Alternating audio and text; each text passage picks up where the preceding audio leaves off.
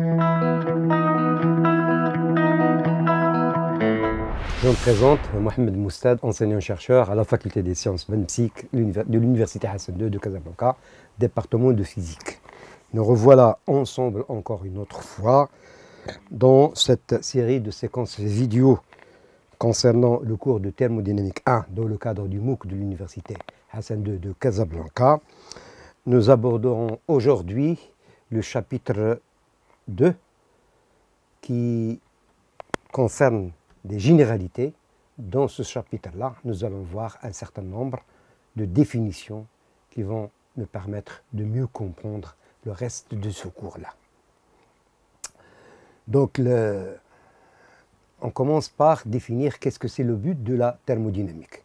La thermodynamique est une science qui fait partie de la chimie et qui permet de décrire les systèmes et d'étudier les échanges de matière et d'énergie entre les systèmes et le milieu extérieur. Cette étude peut être envisagée de deux façons différentes. Soit on s'intéresse directement aux grandeurs macroscopiques observables et mesurables, telles que la pression, le volume, la température, et dans ce cas-là, on est dans le domaine de la thermodynamique classique, ou bien on s'intéresse individuellement à chaque particule qui constitue le système, et dans ce cas-là, on est dans la thermodynamique statistique. Dans ce cours, nous allons étudier les observables, mesurables, macroscopiques, à savoir dans le cadre de la thermodynamique classique. Donc tout d'abord, définissons un système thermodynamique. Qu'est-ce que c'est un système thermodynamique?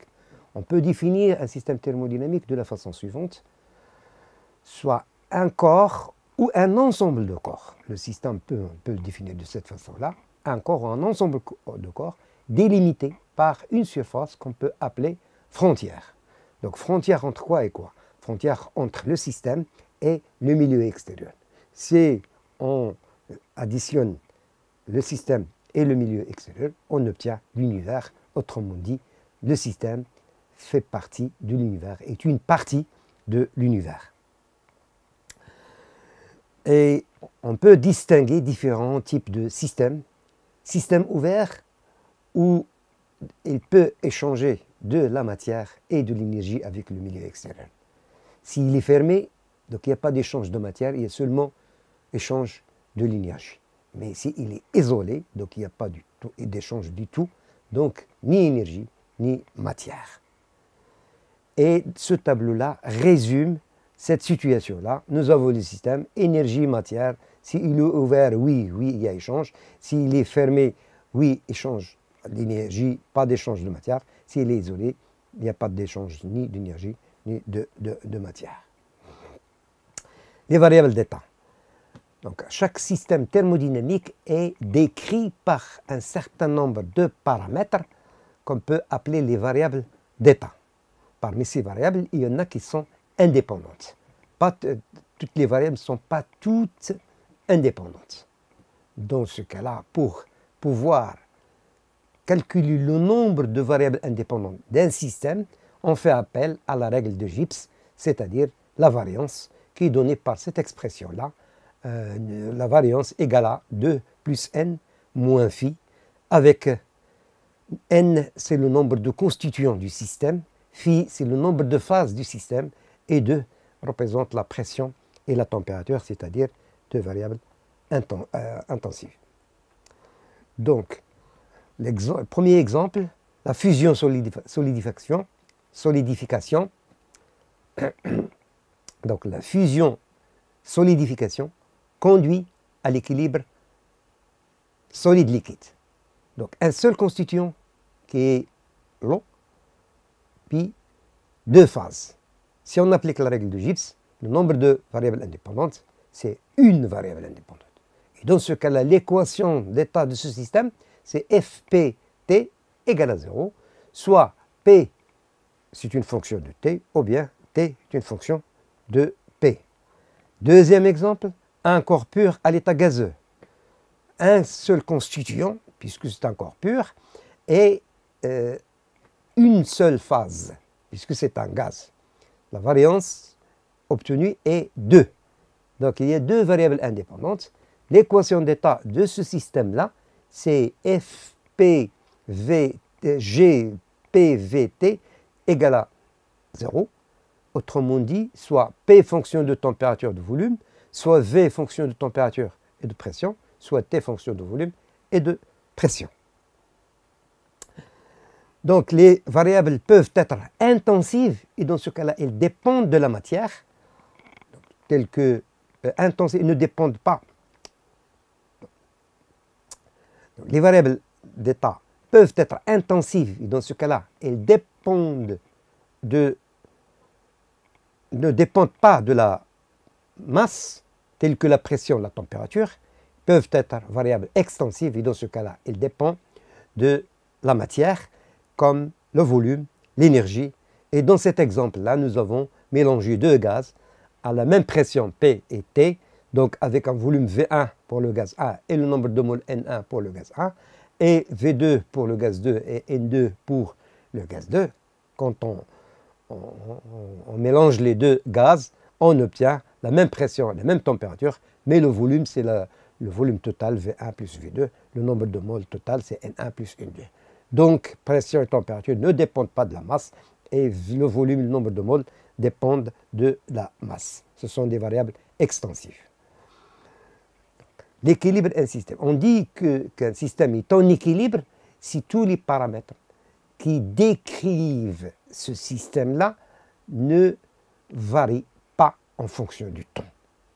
Autrement dit, il est en équilibre s'il est en équilibre mécanique, ça veut dire homogénéité de la pression, en équilibre thermique, homogénéité de la température, et en équilibre chimique, homogénéité du potentiel chimique. Si c'est ça, on dit qu'un système est en équilibre. Donc, ce qu'il faut noter, c'est qu'un système est lié à l'homogénéité des variables intensives. Donc, l'état d'équilibre d'un système thermodynamique peut être représenté par deux diagrammes. Soit on utilise le diagramme de Clapeyron, c'est P en fonction de V, soit on utilise le diagramme d'Amaga, c'est PV en fonction de P. Quand un système thermodynamique évolue dans le temps, c'est-à-dire il passe d'un état d'équilibre 0 à un état d'équilibre 1, on dit qu'il a subi une transformation. L'exemple que vous avez ici, nous avons un système qui se trouve à l'état 0 avec la pression P0, V0 et T0, et après avoir subi une transformation, donc il est passé à l'état 2 qui est caractérisé par la pression P1, V1 et T1. Donc les transformations, on peut trouver trois types de transformations. Transformation irréversible, transformation quasi-statique et transformation réversible. Dans le cas d'une transformation irréversible, c'est une transformation qui est spontanée, naturelle, et qu'on ne peut pas l'arrêter ni l'inverser. Dans ce cas-là, l'exemple que vous avez ici, nous avons un système, un gaz à l'état initial A. On va le comprimer par une masse M. Donc c'est une transformation qui est brutale, rapide, et donc on ne connaît que l'état A et l'état B. On ne peut pas connaître les états intermédiaires entre l'état initial A et l'état final B. C'est une transformation irréversible. Transformation quasi-statique, c'est une transformation qui se trouve entre la transformation irréversible et la transformation réversible. Ça veut dire quoi? Ça veut dire que dans notre exemple qui se trouve à l'état A, au lieu d'utiliser une masse d'un seul coup, on va utiliser l'équivalent mais en billes. Et à chaque fois, on rajoute une bille, on obtient l'équilibre et on note l'état d'équilibre. Et dans ce cas-là, on obtient entre l'état A et l'état B, c'est-à-dire l'état initial et l'état final B, des états intermédiaires qui sont très proches les uns et des autres. Et on l'appelle transformation quasi-statique. Pour une transformation réversible, on utilise une infinité de billes pour avoir une infinité d'états d'équilibre entre l'état A et l'état B. Donc tous les états sont confondus et on peut aller de A vers B et de revenir de B vers A. Donc c'est une transformation réversible. Et il existe d'autres transformations, telles que transformation isotherme qui se fait à température constante, transformation isoquark qui se fait à volume constant, transformation isobare qui se fait à pression constante et une transformation adiabatique qui se fait sans échange de chaleur entre le système et le milieu extérieur. Les formes différentielles des fonctions d'état, soit un système qui est défini par deux variables indépendantes, son équation, c'est-à-dire l'équation d'état de ce système-là, c'est FPVT égale à 0. Donc nous aurons trois possibilités, soit la fonction P, soit la fonction V, soit la fonction T. Et dans ce cas-là, on va calculer les différentiels de ces trois fonctions. On obtient les relations 1, 2 et 3. Donc on va procéder à pression constante. Si la pression est constante, D de P égale à 0. Donc la relation 1 nous donne D de V sur D de T égale à D rond de V sur D rond de T à pression constante. Et la relation 2 nous donne D de V sur D de T égale à 1 sur D rond de T sur D rond de V à pression constante.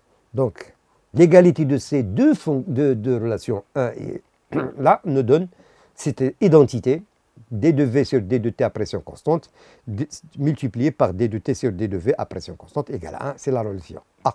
De la même façon, on procède à température constante ou à pression constante, on peut obtenir les deux relations B et C. Quant à la relation 3, c'est-à-dire l'identité de Riche, qui est la relation D, elle est obtenue en utilisant la différentielle 3 à pression constante et en utilisant l'une des équations A, B ou C pour obtenir cette identité-là.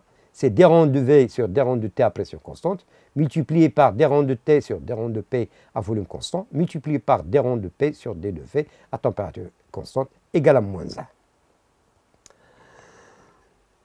Maintenant, on va voir qu'est-ce que c'est. On va étudier les coefficients thermoélastiques. Donc, soit un système thermodynamique décrit par des variables d'état indépendantes T et P. Donc, on définit les coefficients alpha et chi tels que D de V égale à alpha V D de T moins chi T V D de P. Et on pose alpha égale à 1 sur V D rond de V sur D rond de T à pression constante. C'est le coefficient de dilatation isobare. Elle s'exprime en Kelvin moins 1. Et qui T égale à moins 1 sur P, D de V sur D de P à température constante. C'est le coefficient de compressibilité isotherme. Elle s'exprime en Pascal moins 1. Puis les deux autres coefficients thermoélastiques, c'est le même système qui est décrit par les variables d'état indépendantes T et V. On définit les coefficients bêta et xi, D de P, bêta P, D de T, moins xi P, D de V, ce qui donne bêta 1 sur P, D de P sur D de V. C'est le coefficient de compression isobare et s'exprime en degrés Kelvin moins 1. Et puis, xi qui est moins 1 sur P, D de P sur D de V à température constante, coefficient de la variation de pression par rapport au volume à température constante et elle s'exprime en mètre moins 3. Et merci.